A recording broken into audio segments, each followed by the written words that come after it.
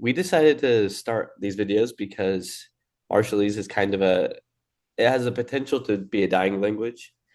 There are a lot of people moving from the Marshall Islands to the United States. More Marshallese people live in the US now than in the Marshall Islands themselves. So we figured it's a good idea to have something to help people learn Marshallese online and kind of help keep the language going.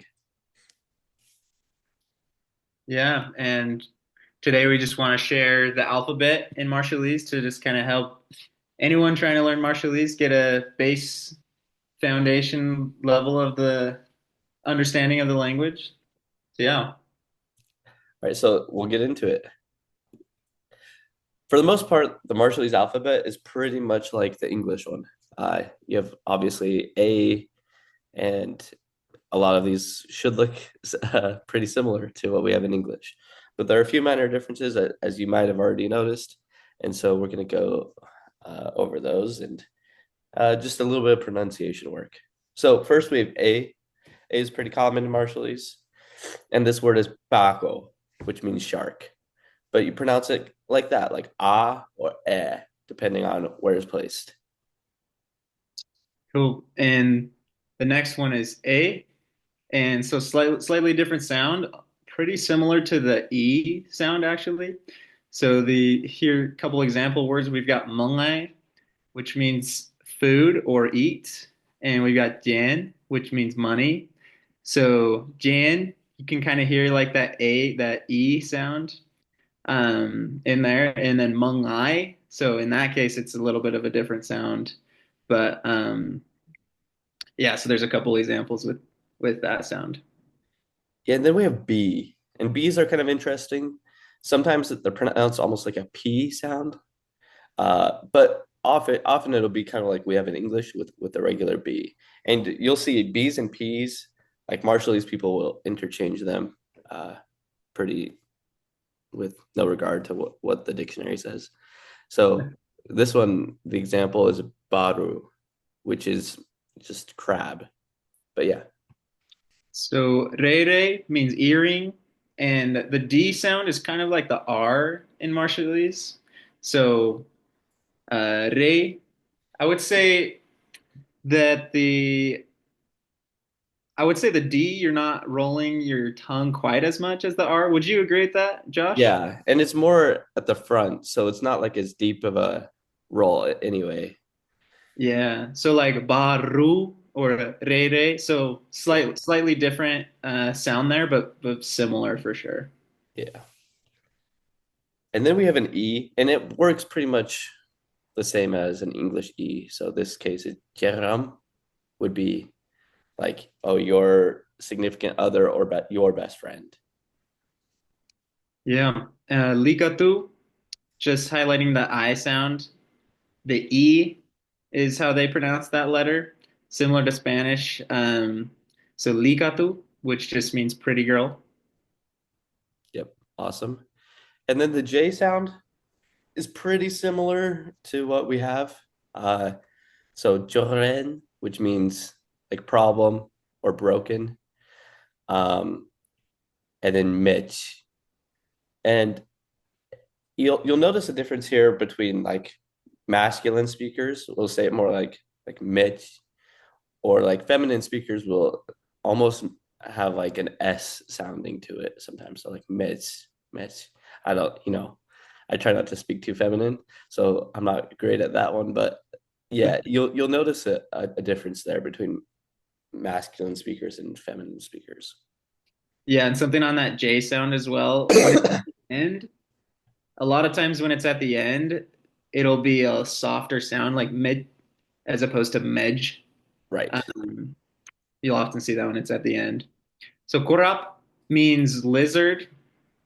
Uh, so that K sound, this is a very common in Marshallese, common letter. So korap, very similar to English. Anything to add there, Josh? Yeah. There will be sometimes when it's in between like vowels that it's sometimes like a softer, almost like a in between a G and a Mm. K. Good point. Like makoko. It's like, Kiwi. yeah, kiwi. But yeah. I'm sorry, I'm coughing. Holy cow. Like maybe maybe we should restart. But I don't know. Should we just plow on? That up to you. I'm good. All right, it sounds good. And then the L's are kind of tricky. Uh, with the L's, there are two L's. The first one is just basically a regular L, so limaro, which means like girls, those girls. Yeah, that's the standard L sound. Here's a little bit of a different sound, something that it took me a long time to get in the Marshall Islands. Um, so Lamaro is just guys, and Jalai means to know. It's the verb to know. So it's a little bit of a. I like. I the way I understand it is like you kind of stick your tongue out a little further, maybe with the line with this one with the line under it, like lamaro versus limaro. Like you don't have to really enunciate quite as much. Yeah, right. Yeah, and I think that's pretty much it. That one's very tricky. So don't It's a be don't beat yourself up too much if you don't like distinguish it super well at the beginning. Yeah, it's hard to hear any difference for a native English speaker. So Yeah. And then we have M's. And again, there are two different M's. The first one is pretty much just a regular like English M. So mane, which is like to hit or to kill. second M, line under it. M1, I'll be honest, I don't actually know the difference between these two M's. I think it's pretty subtle, but do you know the difference, Josh? Yeah, I mean, so we had a book like this Marshallese language book, and it just called it a darker sound, Mm, whatever that means. And so I just think it's like, yeah, you kind of hold it back. It's a little bit further to the back of your throat than just the m. It's like m, like, and again, yeah, like AJ said, not that big of a difference between those. yeah. Ni means coconut, common word in the Marshallese language. Yeah, nothing to say there. It's just a normal N sound. Yeah. And then we have the N with the line under it, which is kanne. That ne is again like the M and the L, pretty much very similar, just like a little bit further to the back of your throat where you pronounce that. Yeah, so that seems to be the theme. The line under it, it's a similar sound. Um, Maybe more of a deeper, maybe more nasal sound. But the N hat, so we didn't have the right the this is the Spanish N, but if it's just the straight line, it's the N hat, which is an NG sound. So here, ngat, the word when, like the question word when, is just imagine NGAAT there. So ngat is how you pronounce that word. And if you want to practice that, just I mean, we have an NG sound in English as well, so we don't really, but we don't like think of it. We never have it at the beginning of words, which is really the only difference. So if you have trouble saying that NG sound at the beginning of the word, just say like an English word and then the Marshallese word. So like I used to teach missionaries, so I'd have them say like sing and then just go into the at. So sing at until you can kind of get it. But it's not too bad. Then we have the O. So this one is just like a O sound. So Paco again. Uh, it's just that O sound. Cool. And rong is this word for whole, and so it's like a ah. It's more of an ah than like an o. So wrong. Uh, so there's a word in Marshallese wrong, but this is and that means to hear, and this is wrong. So more of a ah, I Yeah. guess. Pretty similar to the A from before, but obviously more of an O sound there. And then we have a that O with the line over it, the O with the hat is a sound. And this is happy. So manana is how you would pronounce that. Just the sound. Yeah, thobe. So here's that P, that familiar sound that we were talking earlier. The P and the B so similar. Thobe means busy. Um, yeah, so we've got it there at the beginning, and you could probably put a B there at the beginning. It's going to be very similar sound. Yep.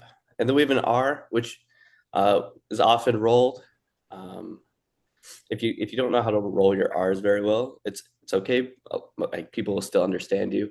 But yeah, Marshallese people will often roll it. So rimajo is ri is like person of, majo is Marshall Islands. So this means Marshallese person. Now our T sound's pretty standard sound. But means naughty. Uh, to common. You'll hear that almost more than anything if you're around kids. Yeah, they're always calling the kids but that they're pretty straightforward there. And then the U, also pretty straightforward. I mean, it's a little bit different than like an English U. It'll be the oo sound. So ukit, which is to translate or to change. Ukit. Okay, and then the U with the line over it. Uh, I may need some help on the pronunciation here because it's kind of a hard word or kind of a hard sound for native English speakers. But woot woot is kind of how I would pronounce that. How would you Yeah, pronounce that, Glenn? yeah, that's right. It's pretty similar to the O hat. The U hat and the O hat are almost like, to me, it sounds very similar. And you don't see very many U hats. So, but yeah. Less common sound for sure. Yep. And then we have a W and it works the exact same way as an English W. So this is wa, which is just a car or a boat. So there we have the alphabet. Pretty easy for the most part, right? We have a few of these accents that are different from English, and uh, we'll get into it. This kind of basic pronunciation guide doesn't work. I mean, just like any language, rules are broken. Some things are pronounced kind of weird from this, and but when we get to words that break these rules, we'll let you know. But this is a kind of good basic guide. Anything else to add, AJ? No, that's it. All right. Make sure to join us next time for tenses. We're going to be going over some pronouns and some tenses. It's going to be a great, great time.